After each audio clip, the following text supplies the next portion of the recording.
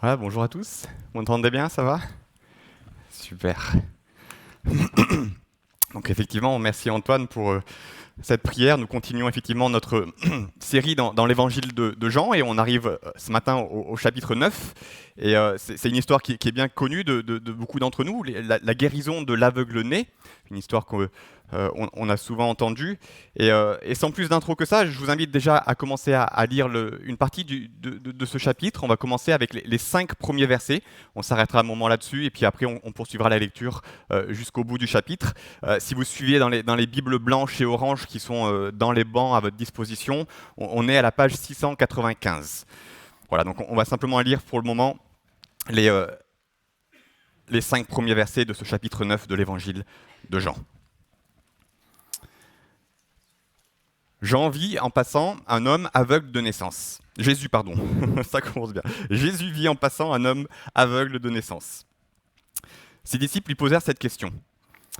Maître, qui a péché, cet homme ou ses parents, pour qu'il soit né aveugle?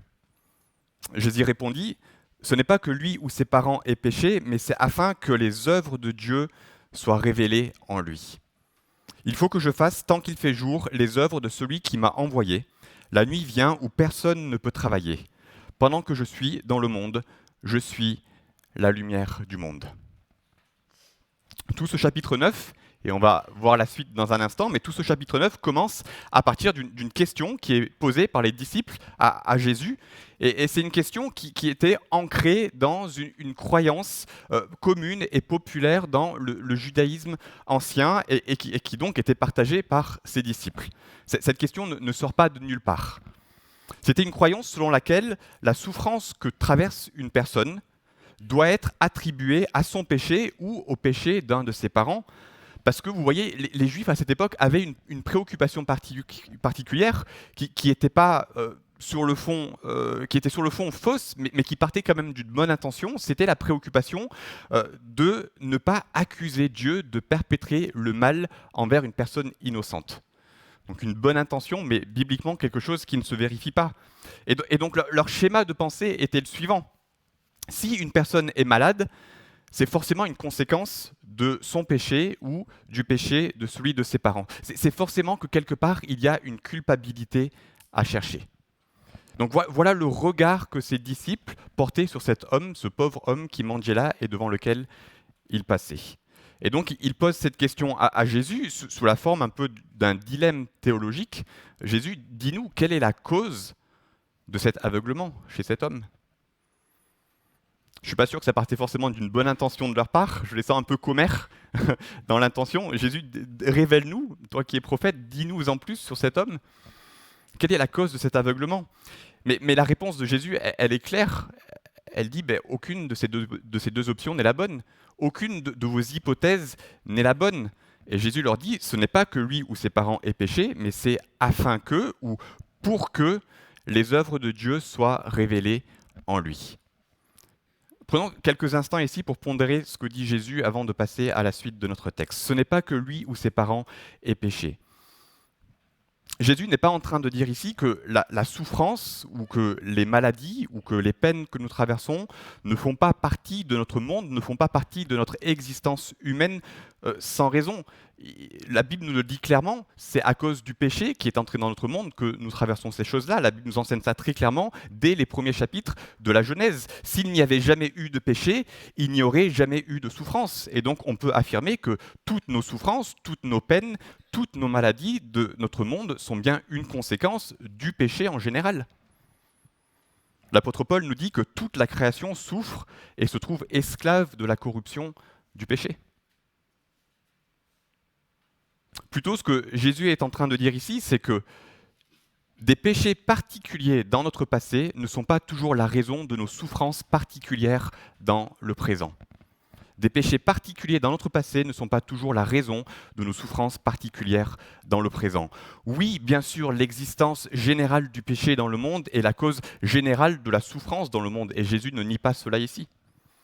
Oui aussi, et c'est une évidence, et Jésus ne nie pas non plus cela, certains péchés, certains comportements mauvais, certaines de nos mauvaises habitudes peuvent avoir pour conséquence directe une souffrance dans notre vie.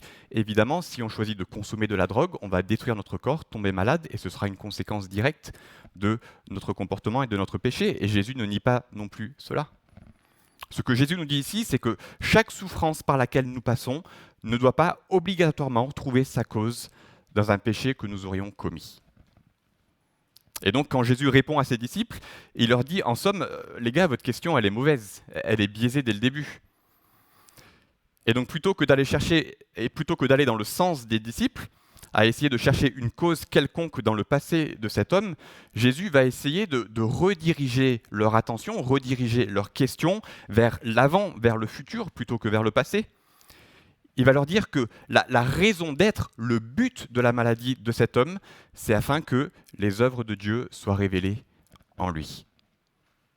Et donc Jésus attire leur attention, et la nôtre par la même occasion, non pas sur les causes passées de sa maladie, qui sont tout simplement liées au fait que nous vivons dans un monde qui est déchu et corrompu par le péché, mais Jésus attire leur attention vers les desseins futurs de Dieu pour cet homme malade. Juste en passant, et avant d'en arriver au cœur de notre texte, on a ici un encouragement qui est phénoménal pour ceux d'entre nous qui passons par des souffrances, à titre personnel ou à titre familial. Dans ces moments-là, on se pose des questions, alors peut-être pas la même question que les disciples, mais on se pose la question, pourquoi ? Pourquoi, Seigneur, est-ce que tu permets que je passe par telle ou telle souffrance, telle ou telle épreuve ? Dieu veut aussi attirer notre regard vers l'avant, vers son dessein futur, vers son but. Il ne nous est pas donné à chacun de nous toujours de comprendre les souffrances par lesquelles nous passons. Dieu ne répond pas à toutes nos questions et il ne promet pas de le faire. Cet homme, lui, va avoir dans ce texte, on va le voir, certaines réponses à sa souffrance. Mais il y a une seule chose dont on peut être certain, et une seule chose que cet homme va aussi découvrir dans ce texte, en face de sa souffrance. La chose dont on peut être certain, c'est que lorsque des souffrances se manifestent dans notre vie, Dieu nous aime.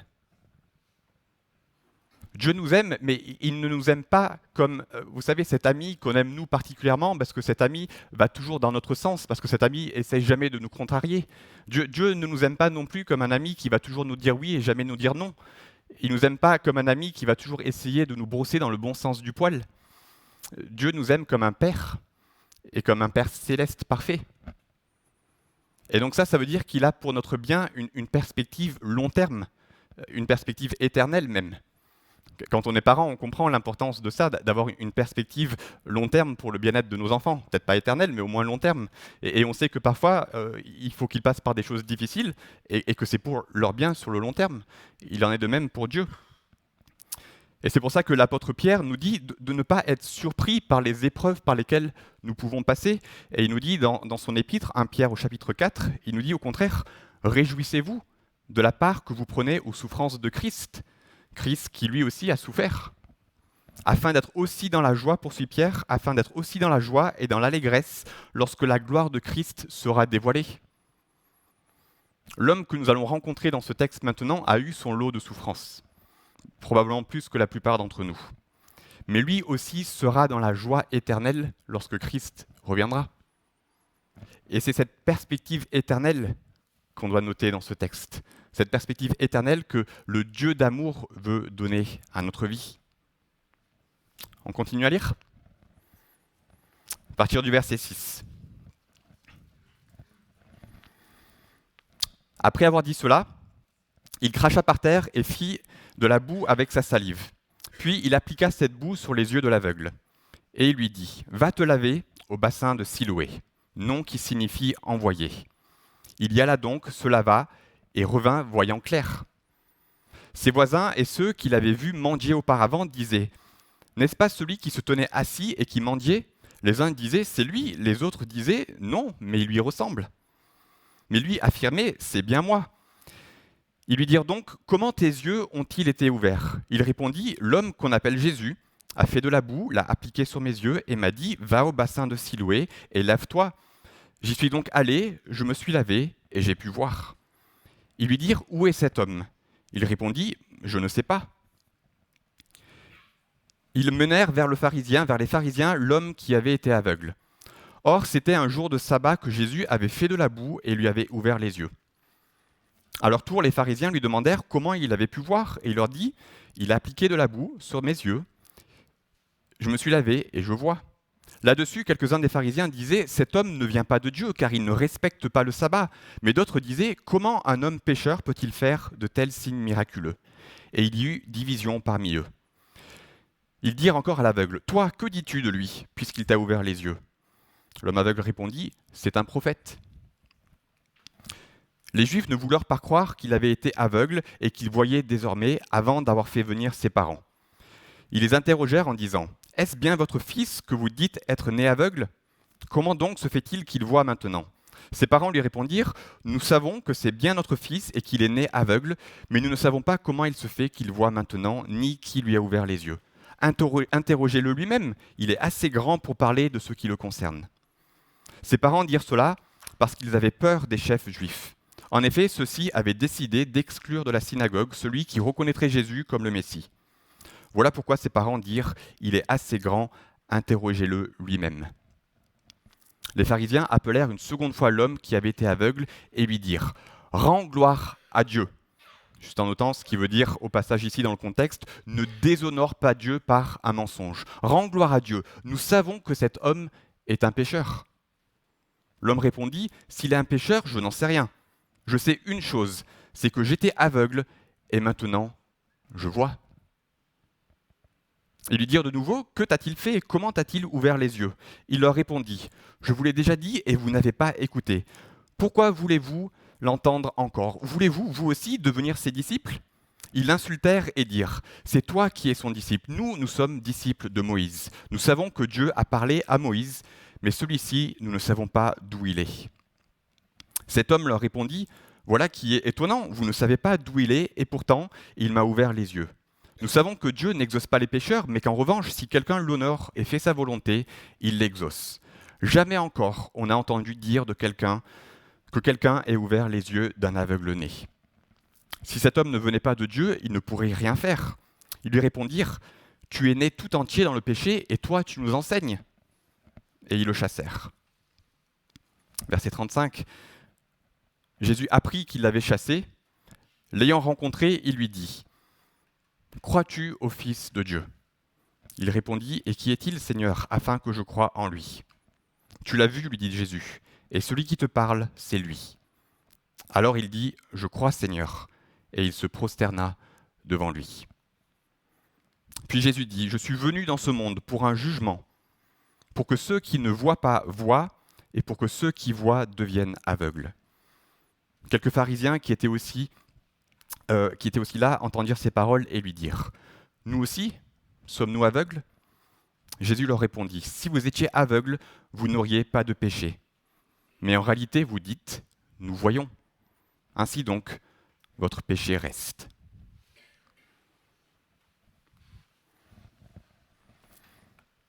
Une des choses qui me frappe le plus dans ce texte, dans ce récit, c'est le contraste entre, d'un côté, la simplicité de ce qui est arrivé à cet homme, et de l'autre, la complexité de ce que son témoignage va ensuite déchaîner autour de lui.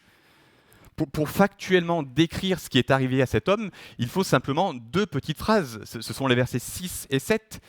Jésus fait de la boue, l'homme obéit, va se laver les yeux au bassin de Siloé, et il est guéri. L'histoire de cet homme est simple comme bonjour. J'étais aveugle et maintenant je vois. C'est tout. J'étais aveugle et maintenant je vois. Super, merci. Chapitre suivant, on a envie de dire. Sauf que non. Non, parce que bien sûr se déchaîne autour de ce pauvre homme un bazar de discussions, un bazar de réactions, d'interrogations, de contre-interrogations. Et donc on a 2 versets pour décrire le miracle et on a 26 versets de réaction à ce qui s'est passé. Le moins qu'on puisse dire, c'est que son cas ne laisse pas indifférent. Et donc, alors que le conflit autour du cas de cet homme progresse, il y a 2 choses qui deviennent claires pour nous, les lecteurs. La première chose, c'est que ce qui avait commencé comme un miracle de guérison physique de l'aveuglement de cet homme devient petit à petit l'histoire du miracle d'une guérison de son aveuglement spirituel. L'autre chose qui devient évident pour nous les lecteurs, c'est qu'on a ici 2 attitudes très différentes qui se développent au fil du récit au sujet de la personne de Jésus. On a d'un côté cet homme qui, lui, va voir mais spirituellement, voir avec de plus en plus de clarté la personne de Jésus. Et de l'autre côté, on a les pharisiens qui, eux, vont voir avec de moins en moins de clarté la vérité au sujet de Jésus. Et donc dans cette confrontation, dans ces 26 versets de réaction à ce miracle, on voit que les cœurs sont mis à nu. Et ces deux trajectoires opposées nous sont révélées. Voici donc ce que je vous propose de faire. On va d'abord regarder la progression de cet homme au fil du récit. Ensuite, on regardera la progression des pharisiens. Et puis, on regardera ensuite au verset 39 la comparaison, la conclusion que Jésus pose sur ces deux trajectoires, ces deux réactions. On va commencer avec la progression de l'homme. Une progression, on peut dire, elle est spectaculaire. On a ici un homme qui est simple. Un homme qui, à cause de sa maladie, n'a jamais reçu d'éducation, n'a jamais eu d'activité pour subvenir à ses besoins, un homme qui n'avait rien à faire valoir aux yeux de la société dans laquelle il vivait, un homme qui était marginalisé, exclu et complètement dépendant des autres pour vivre. Un homme, on le voit dans le récit, dont même ses propres parents hésitent à le défendre.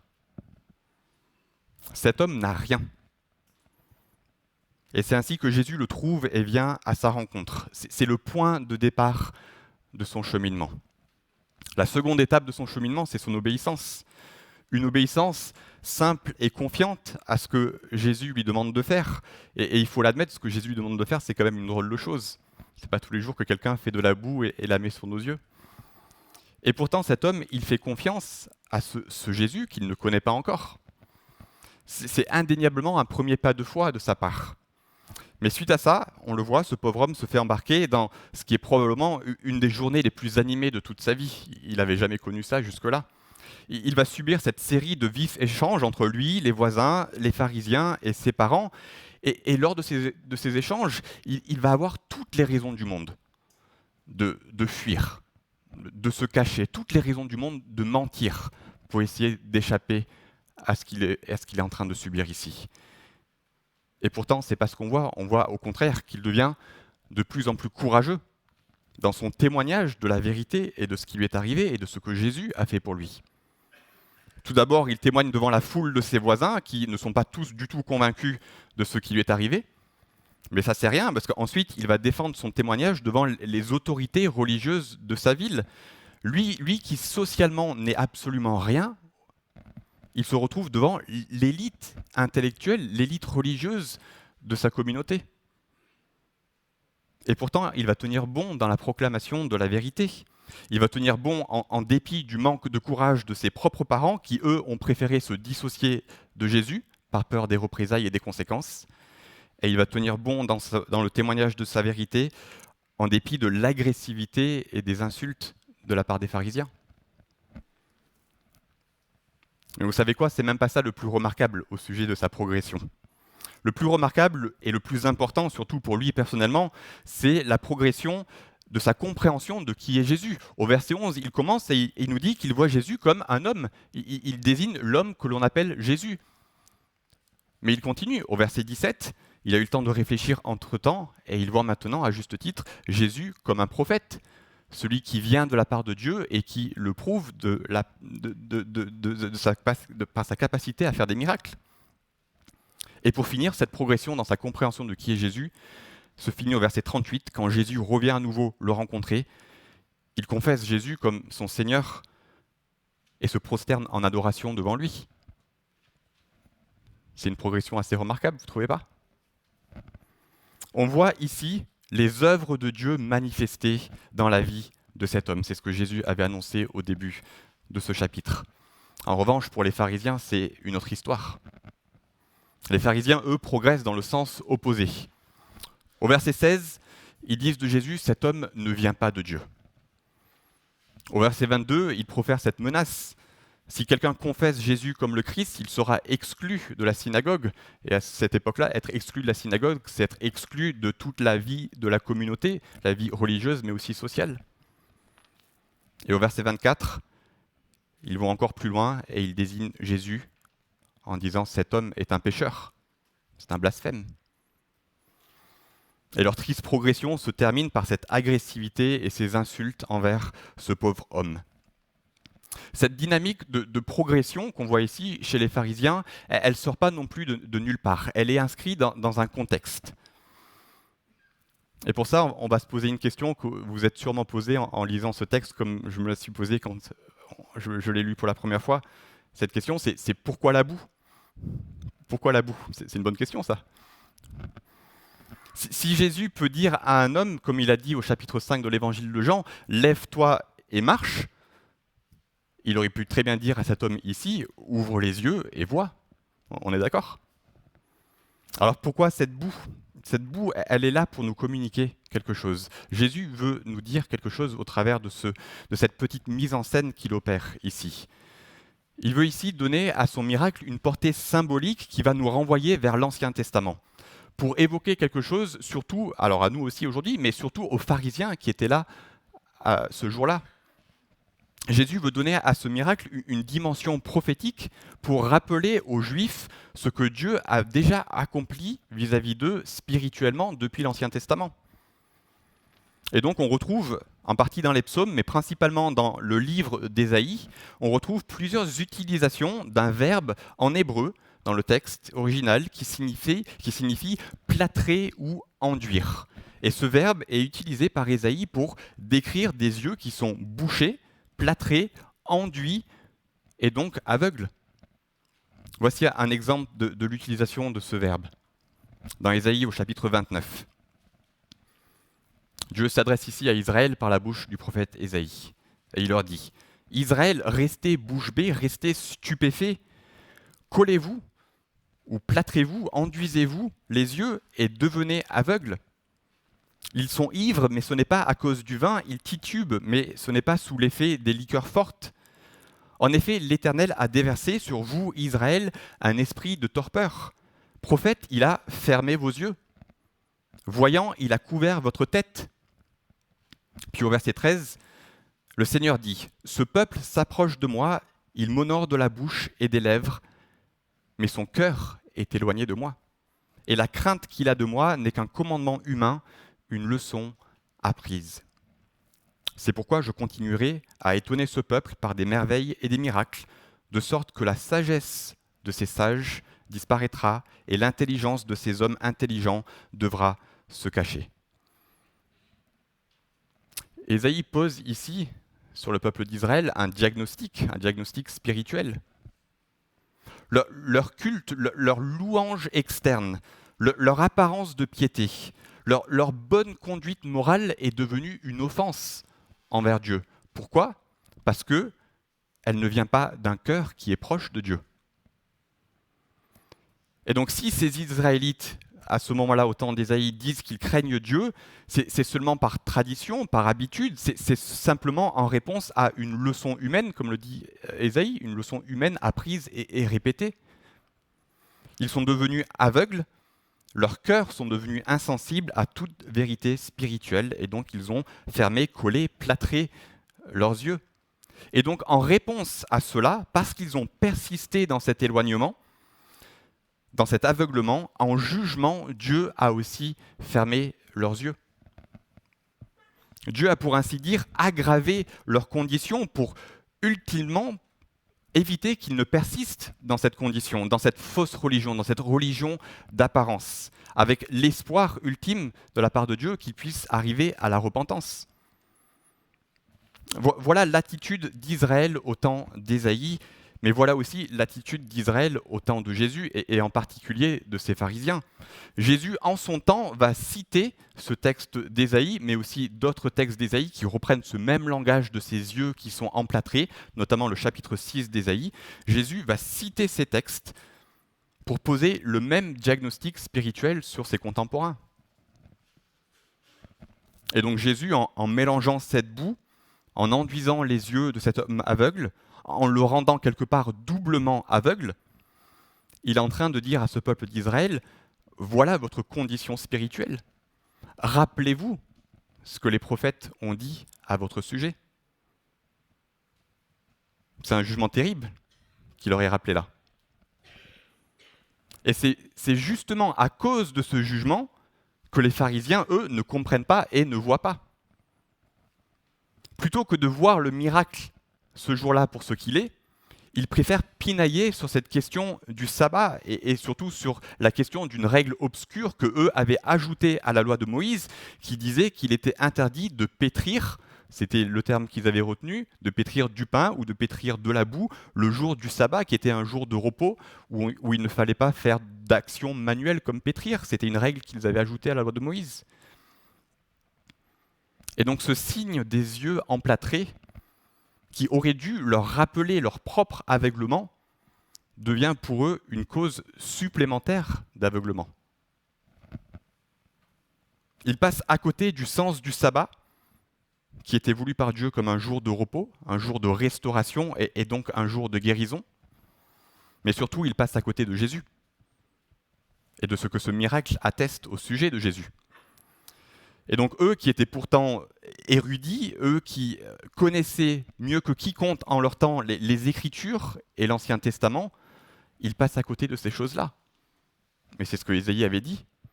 La sagesse de ces sages, des sages d'Israël, disparaîtra et l'intelligence de ces hommes intelligents devra se cacher.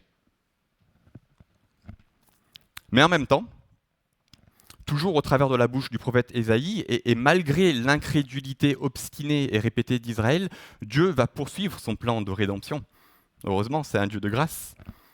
Et donc seulement 3 chapitres plus tard, dans le livre d'Ésaïe, Ésaïe écrit à nouveau, et cette fois-ci, il regarde, lui, vers le futur. Il écrit 700 ans avant Jésus, mais il regarde vers le futur, au jour où Jésus doit venir. Et voici ce qu'il dit au chapitre 32. « Voici qu'un roi exercera son règne avec justice. » Ça, c'est Jésus. « Et ses ministres gouverneront selon le droit. » Puis au verset 3, je saute le verset 2.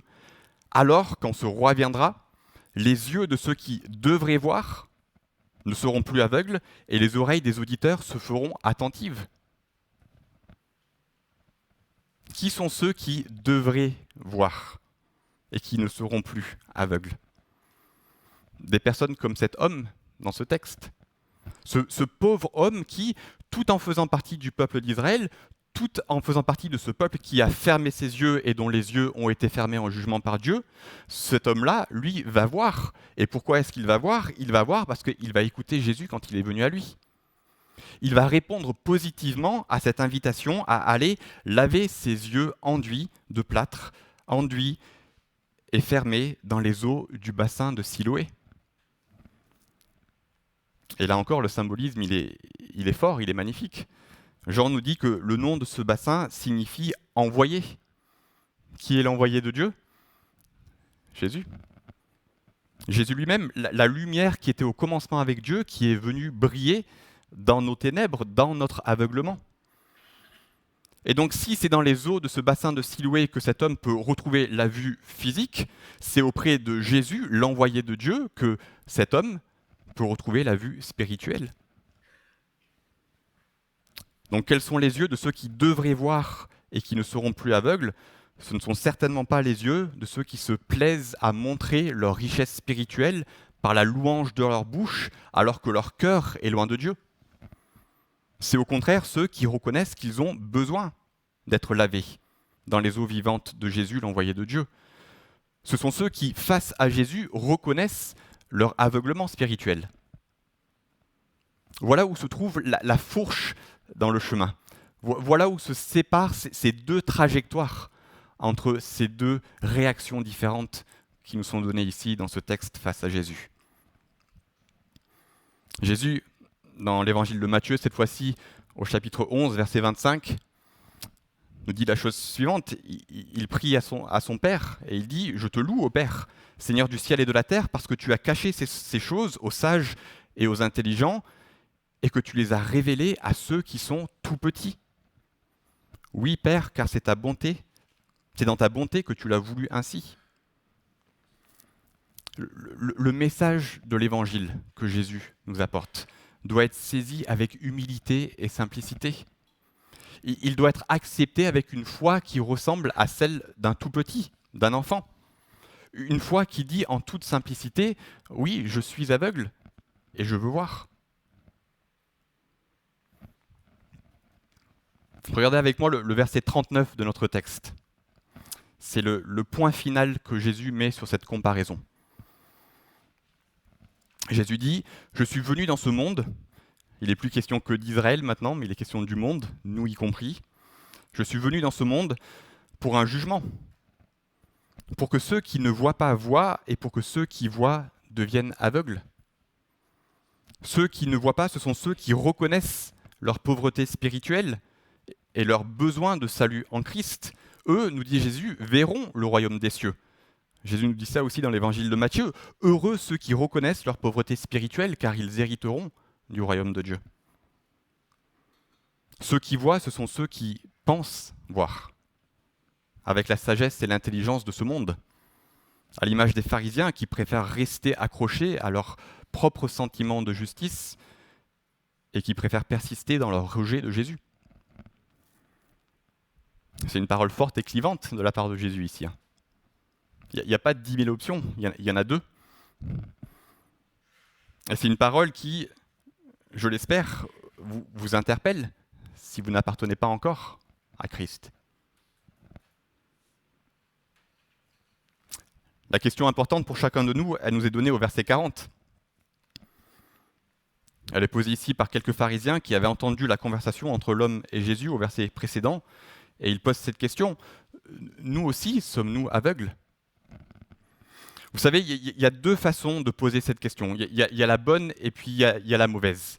Et contrairement aux chasseurs, il y a une vraie différence entre les deux. La référence, elle n'est pas pour tout le monde. Mais il y a une vraie différence entre la bonne et la mauvaise. Et ici, on a l'exemple de la mauvaise façon de poser cette question. C'est la mauvaise façon parce qu'en fait, il y a une intention qui est cachée derrière la question de ces pharisiens. Et cette intention, on la découvre dans la réponse de Jésus. Regardez ce que Jésus leur dit. Il leur dit, si vous étiez aveugles, vous n'auriez pas de péché. Mais en réalité, vous dites, nous voyons. Ainsi donc, votre péché reste. En réalité, leur dit Jésus, vous dites, nous voyons. Jésus connaît le cœur qui est derrière la bouche qui pose la question. Parce que leur question, au fond, elle est plutôt posée sur le ton suivant. Jésus, tu n'oserais quand même pas dire que nous aussi, nous sommes aveugles. En tout cas, pas autant que ce mendiant. Nous qui sommes les disciples de Moïse, nous qui avons reçu et étudié la loi et la révélation divine, est-ce que nous aussi, on serait tout autant aveugles que celui-ci qui est né tout entier dans le péché ? Dis-nous, Jésus, est-ce qu'on est vraiment si aveugle que ça ? Et la réponse de Jésus envers cette attitude, elle est d'une sévérité écrasante. Jésus leur dit, votre péché reste, et donc, en conséquence, vous êtes condamnés, vous vous condamnez vous-même. C'est le jugement dont il est question au verset précédent, au verset 39. Votre péché reste parce que vous avez rejeté la seule solution qui était donnée aux hommes pour le pardon des péchés, Jésus-Christ.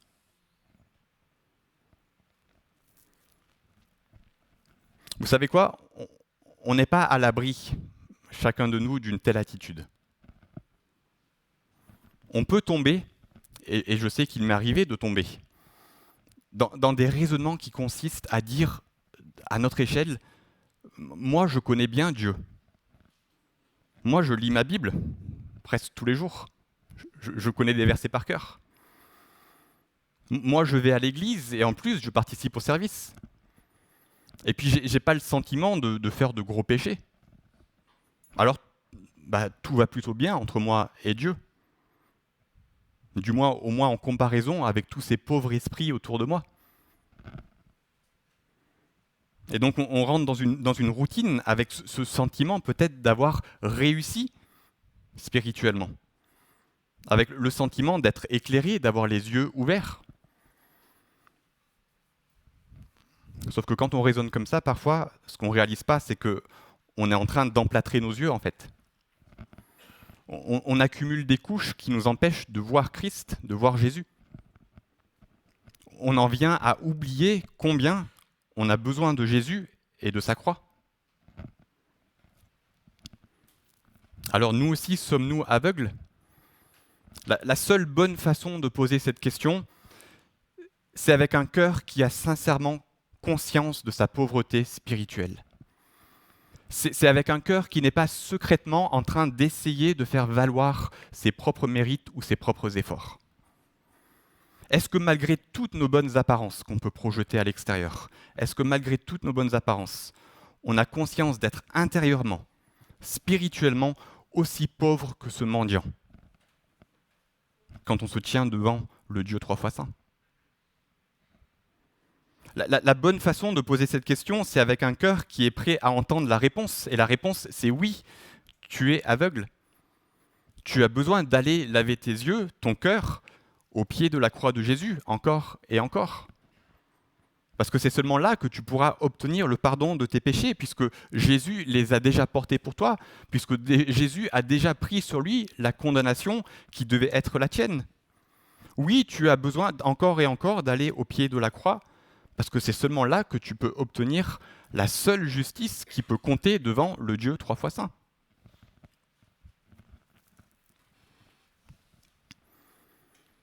Ma conclusion ce matin va être simple, je l'assume. Et elle sera pour tout le monde. Que vous soyez chrétien depuis peu, que vous soyez chrétien peut-être depuis longtemps, ou même que vous soyez encore sur ce chemin que cet homme a suivi au fil de ce chapitre, ma conclusion sera simplement la suivante. Ne perdons, je vais m'inclure dedans, ne perdons jamais de vue la simplicité de l'Évangile. Regardez la simplicité de l'échange entre cet homme et Jésus quand Jésus revient à sa rencontre au verset 35. Jésus lui pose la question, « Crois-tu au Fils de Dieu ?» L'homme répond, « Et qui est-il, Seigneur, afin que je croie en lui ?» « Tu l'as vu ?» lui dit Jésus. « Et celui qui te parle, c'est lui. » Alors il dit, « Je crois, Seigneur. » Et il se prosterna devant lui. Ne perdons jamais de vue la simplicité de l'Évangile. J'étais aveugle et maintenant je vois. C'est le témoignage de cet homme, mais c'est aussi le témoignage de tout chrétien qui est auprès de Christ. J'étais aveugle et maintenant je vois. Je ne sais pas tout expliquer, je ne comprends pas encore tout. Tout ce que je sais, c'est que Jésus, le Fils de Dieu, est venu à ma rencontre. J'étais aveugle et maintenant je vois. Alors maintenant, je plie le genou et je l'adore de tout mon cœur parce que je sais que j'étais aveugle et maintenant je vois. Et quand après des années de vie chrétienne, quand on pense que peut-être notre justice est suffisante, que notre réussite spirituelle est suffisante, rappelons-nous toujours, j'étais aveugle et maintenant je vois. Pour finir, j'aimerais vous lire une citation de Spurgeon, qui était un prédicateur du XIXe siècle, et il dit quelque chose de très à propos de ce sujet. Voici ce qu'il dit. « Dieu soit remercié pour la simplicité de l'Évangile. Plus je vis, plus je bénis Dieu de ne pas avoir reçu un évangile littéraire, un évangile mathématique ou un évangile philosophique. Je n'ai pas reçu un évangile réservé aux érudits et aux hommes de génie, mais j'ai reçu un évangile pour les pauvres et les gens simples. Une bonne nouvelle sur laquelle tout homme peut s'appuyer avec confiance. Ce n'est pas un luxe raffiné, mais c'est l'aliment de base de notre vie. Nous n'avons pas besoin de belles paroles lorsque notre cœur est lourd, ni de réflexions profondes lorsque nous sommes au bord du gouffre, faibles de corps et tentés d'esprit. Dans ces moments-là, nous sommes reconnaissants pour la simplicité bénie de l'Évangile. Jésus, le Fils de Dieu, devient le pain de notre âme. Jésus, saignant sur la croix, prend notre place de pécheurs. C'est un évangile pour les tout petits, et les hommes forts ne veulent pas en entendre plus. Rappelons-nous simplement cette semaine. J'étais aveugle, et maintenant je vois. Amen.